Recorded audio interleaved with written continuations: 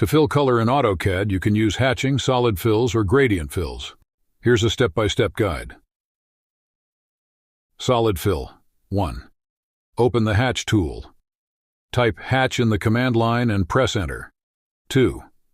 Select Solid Fill. In the Hatch Creation tab that appears, select So1 Solid 9 from the Pattern panel.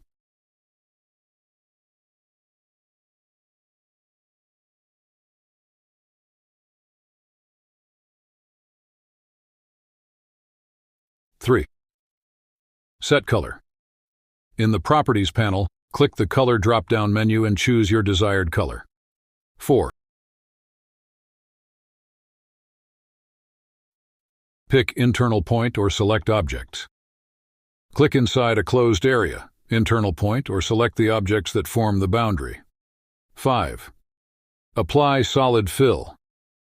Click the Site Close Hatch Creation button or press Enter to apply the solid fill.